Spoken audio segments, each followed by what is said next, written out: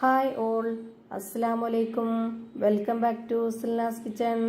ഇന്നത്തെ recipe chicken കൊണ്ട് നല്ലൊരു വെറൈറ്റി ആയിട്ടുള്ള ഒരു അടിപൊളി ഈവനിങ് സ്നാക്സിന്റെ റെസിപ്പിയാണ്.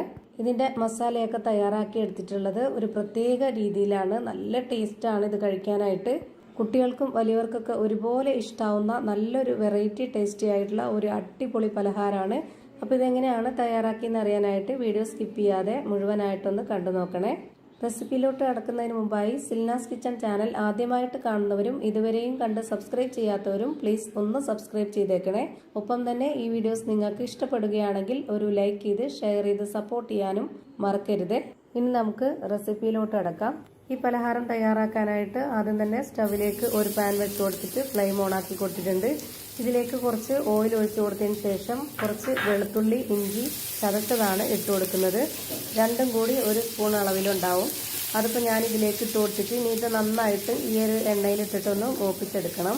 ചിക്കൻ ഈ ഒരു എണ്ണയിൽ ഫ്രൈ ചെയ്തെടുക്കുകയാണ് ചെയ്യുന്നത്. അപ്പം അതിന് വേണ്ടിയാണ് ഇത്രയും ഓയിൽ ഒഴിച്ചു കൊടുത്തിട്ടുള്ളത്. ഇനി ഇതിലേക്ക് കുറച്ച് ചിക്കൻ കട്ട് ചെയ്തത് ഇട്ട് കൊടുക്കാം. എല്ലില്ലാതെ മാംസഭാഗം മാത്രം ഇട്ടിട്ട് കട്ട് ചെയ്തിട്ടാണ് ഇതിലേക്ക് ഇട്ട് കൊടുത്തിട്ടുള്ളത്. ഈ ഒരു ഇഞ്ചിയും വെളുത്തുള്ളിയും മൂത്ത് വന്ന ആ ഒരു എണ്ണയിലേക്ക് നമ്മൾ ഈ ഒരു ചിക്കൻ ഇട്ട് കൊടുക്കുമ്പോഴത്തേക്ക് നല്ലൊരു ഫ്ലേവറാണ് ഈ ഒരു ചിക്കന്. ഇനി എരിവിന് വേണ്ടി ഒരു 1/4 സ്പൂൺ അളവിൽ കുരുമുളക് പൊടി ഇട്ട് കൊടുക്കാം. ഇതുപോലെ ഒരു സ്പൂൺ അളവിൽ 1 സ്പൂൺ നിറയെ ടൊമാറ്റോ സോസ് കൂടി ഒഴിച്ചു കൊടുക്കുന്നുണ്ട്. സാധാ സ്പൂണിനാണെങ്കിൽ 2 ടേബിൾ സ്പൂണോളം ടൊമാറ്റോ സോസ് ഒഴിച്ചു കൊടുക്കാവുന്നതാണ്. ഇനി ഇതിലേക്ക് ആവശ്യത്തിനുള്ള ഉപ്പും കൂടെ ഇട്ട് കൊടുത്തതിന് ശേഷം ഇത് നല്ല പോലെ ഒന്ന് ഇളക്കി യോജിപ്പിച്ച് കൊടുത്തിട്ട് ഒരു 5 മിനിറ്റോളം ഇതൊന്ന് അടച്ചു വെച്ചിട്ടൊന്ന് ഫ്രൈ ആക്കി എടുക്കാം. 5 മിനിറ്റിന് ശേഷം ഇതൊന്ന് തുറന്ന് നോക്കുമ്പോഴത്തേക്ക് നല്ല പോലെ ഫ്രൈ ആയി കിട്ടിയിട്ടുണ്ടാവും. ഇനി നമുക്ക് ഈ എണ്ണയിൽ നിന്ന് ഈ ചിക്കൻ മുഴുവനായിട്ടൊന്ന് കോരി മാറ്റാം. ഈ ഒരു ചിക്കൻ കോരി മാറ്റിയതിന് ശേഷം ഈ എണ്ണ നമുക്ക് ആവശ്യമായിട്ടുണ്ട്. ഇനി അടുത്തതായിട്ട് ഒരു കാര്യം കൂടി ചെയ്യാനുണ്ട്. അതിനായിട്ട് ഞാനിവിടെ ഒരു പാത്രം എടുത്തിട്ടുണ്ട്. അതിലേക്ക് ഒരു കോഴിമുട്ട പൊട്ടിച്ചൊഴിച്ചു കൊടുത്തതിന് ശേഷം ഇതുപോലെ നന്നായിട്ടൊന്ന് ബീറ്റ് ചെയ്തിട്ടെടുക്കാം. ഇനി ഇതിലേക്ക് വേണ്ടത് മൈദപ്പൊടിയാണ്. മൈദപ്പൊടിക്ക് പകരം ഗോതമ്പ് പൊടി എടുക്കണമെന്നുള്ളവർക്ക് അത് എടുക്കാം. 250 ml കപ്പിൻ്റെ അളവിൽ 1 കപ്പ് നിറയെ മൈദപ്പൊടിയാണ് ഇതിലേക്ക് ഇട്ട് കൊടുക്കുന്നത്. അതേ കപ്പ് അളവിൽ തന്നെ 1 കപ്പ് വെള്ളവും ഇതിലേക്ക് ഒഴിച്ചു കൊടുക്കുന്നുണ്ട്. ഈ മാവിന് ഈ വെള്ളം കറക്റ്റ് ആയിട്ടുണ്ട്.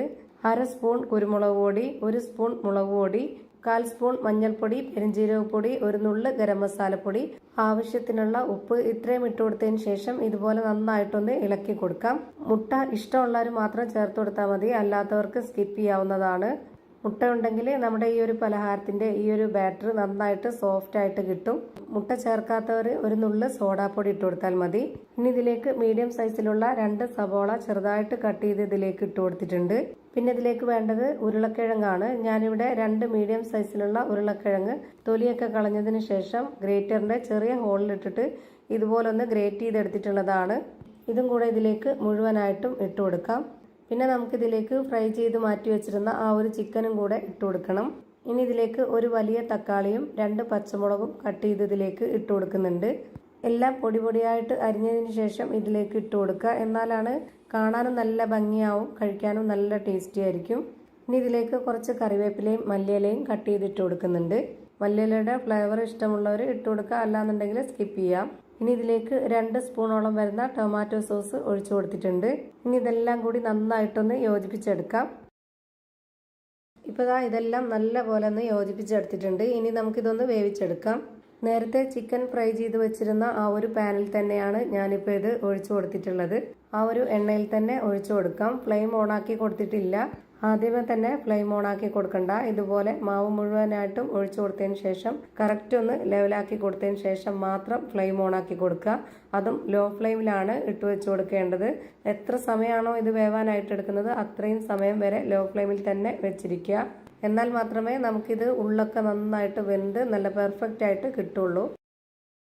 ഇപ്പോൾ ഒരു 10 മിനിറ്റ് സമയമായിട്ടുണ്ട്. ഇനി നമുക്കിതൊന്ന് തുറന്ന് നോക്കാം. സ്പാച്ച് വെച്ചിട്ട് നമ്മൾ ഇതുപോലെ വക്കൊക്കെ ഒന്ന് ഇളക്കി കൊടുക്കുമ്പോഴത്തേക്ക് നല്ലപോലെ കിട്ടുന്നുണ്ടെങ്കിൽ ഇതിൻ്റെ ഒരു ഭാഗം വെന്ത് കിട്ടിയെന്നാണ്. ഇനി നമുക്കിതൊന്ന് തിരിച്ചിട്ട് കൊടുക്കാം. അപ്പോൾ ഇതിൽ തന്നെ തിരിച്ചിട്ട് കൊടുക്കാനായിട്ട് ബുദ്ധിമുട്ടാണ്, അത് പൊട്ടിപ്പോവും. അതുകൊണ്ട് തന്നെ വേറൊരു പരന്ന പാൻ സ്റ്റൗവിലേക്ക് വെച്ച് ഫ്ലെയിം ഓണാക്കി കൊടുത്തിട്ടുണ്ട്. അതും ലോ ഫ്ലെയിമിലാണ് വെച്ച് കൊടുത്തിട്ടുള്ളത്. എന്നിട്ട് ഇതൊന്ന് തിരിച്ചിട്ട് കൊടുത്തതിന് ശേഷം ഒരു 5 മിനിറ്റ് ഇതൊന്ന് വേവിച്ചെടുക്കാം. 5 മിനിറ്റ് അതുപോലെ ഒന്ന് വേവിച്ചെടുത്തതിന് ശേഷം ഞാനിപ്പോൾ ഇവിടെ ഒരു പ്ലേറ്റിലേക്ക് മാറ്റിയിട്ടുണ്ട്. അപ്പോൾ നമ്മുടെ അടിപൊളി വെറൈറ്റി ടേസ്റ്റി ആയിട്ടുള്ള ചിക്കൻ കൊണ്ടുള്ള നല്ലൊരു പലഹാരം റെഡിയായി കിട്ടി. എന്തായാലും നിങ്ങൾക്ക് എല്ലാവർക്കും ഇഷ്ടാവും. ഇതുപോലെ ഒരു തവണ ഒന്ന് ട്രൈ ചെയ്ത് നോക്കണം. ഇത്രയേ ഉള്ളൂ ഇന്നത്തെ വീഡിയോ ഇഷ്ടമായാൽ ലൈക്ക് ചെയ്യാനും കമന്റ് ചെയ്യാനും ഷെയർ ചെയ്യാനും മറക്കരുത്. അതുപോലെ തന്നെ ഞാനിടുന്ന പുതിയ വീഡിയോസ് നോട്ടിഫിക്കേഷനായിട്ട് കിട്ടുന്നതിന് വേണ്ടി സബ്സ്ക്രൈബ് ചെയ്ത് ബെല്ലൈക്കൺ അമർത്തി അതിൽ ഓൾ എന്ന ഓപ്ഷൻ എനേബിൾ ചെയ്ത് കൊടുക്കാനും മറക്കരുത്. പുതിയൊരു വീഡിയോയുമായി വീണ്ടും വരും. Thank you for watching.